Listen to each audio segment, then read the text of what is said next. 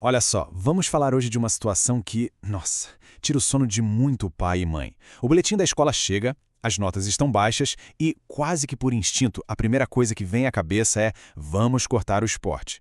Mas e se essa não for a melhor saída? Vamos conhecer um método que vai exatamente na direção contrária. Sabe aquela cena? Chega a notificação da escola no celular ou aquele envelope e o coração já dá uma acelerada. Aí a gente abre e as notas não são bem o que a gente esperava. Na hora, bate aquela preocupação com o desempenho, com o futuro, é super comum. E aí o que acontece? A lógica parece simples, né? Menos tempo no tatame, mais tempo com os livros. Parece fazer todo sentido. Então a gente corta o jiu-jitsu, o futebol, a natação, sempre com a melhor das intenções, claro. Mas a questão é, e se ao fazer isso, a gente estiver tirando justamente a ferramenta que poderia ajudar a virar esse jogo? E é exatamente aqui que o professor Eli de Souza Guimarães Júnior entra com uma pergunta que, olha, nos faz parar para pensar. É uma pergunta simples, mas muito poderosa. Se tantos especialistas como professores e psicólogos indicam a atividade física para melhorar o rendimento escolar, por que a nossa reação imediata é fazer o contrário? É um ponto que desafia totalmente o nosso senso comum. Para a gente entender como essa filosofia funciona na vida real, nada melhor do que um exemplo prático. O professor Eli conta um caso que mostra direitinho como o tatame pode ser um lugar de apoio e não uma distração como muitos pensam. A história é bem clássica. Uma mãe, super preocupada com as notas do filho, foi conversar com o professor Eli. A decisão dela já estava praticamente tomada: tirar o menino dos treinos para ele ter mais tempo para estudar. Só que a resposta do professor foi na contramão do esperado. Em vez de simplesmente concordar, ele propôs algo diferente. E se a gente mantiver os treinos? A ideia era não tirar um pilar da rotina do garoto. O foco mudou de punição para organização. Eles ajustaram os horários de estudo, cuidaram do campo de descanso e, o mais importante, mantiveram a estabilidade que o esporte trazia. E o resultado? Bom, ele fala por si só. Depois de apenas 2 avaliações, a mudança era visível. O menino não só melhorou as notas, mas também ficou mais focado, aprendeu a gerenciar melhor o próprio tempo. Ficou claro que o jiu-jitsu nunca foi o vilão da história. Na verdade, ele era parte da solução. E aqui está o ponto central de tudo isso.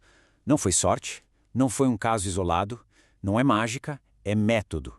O jiu-jitsu, quando ensinado com uma boa base pedagógica, desenvolve disciplina, cria uma rotina saudável e ensina autocontrole.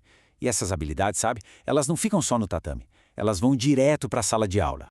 E o mais legal é que isso não é só uma impressão ou uma opinião. A ciência confirma. Existem várias pesquisas que mostram que a atividade física regular melhora a oxigenação do cérebro, libera neurotransmissores, e tudo isso ajuda, de fato, na concentração, na memória e até no comportamento.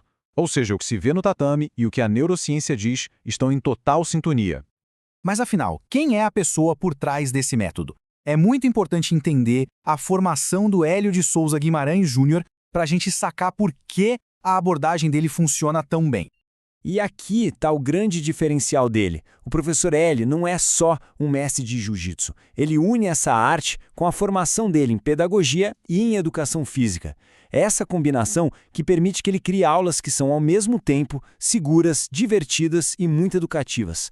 A missão dele vai muito além de ensinar uma técnica ou outra. É usar o esporte como ferramenta para formar caráter, para construir jovens mais confiantes e fortes emocionalmente.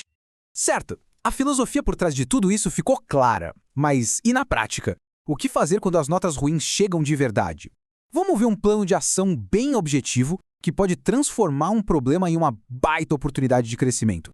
A proposta aqui não é punir, mas sim colaborar. O plano é bem direto. Primeiro passo, diálogo. Conversar com os professores, tanto da escola quanto do esporte, para todo mundo estar na mesma página. Segundo, reorganização. Em vez de cortar, vamos otimizar a rotina.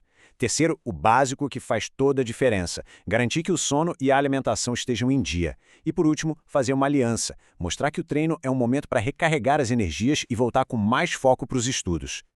Porque no final das contas, o objetivo é muito maior. Não é só sobre trocar uma nota vermelha por uma azul no boletim.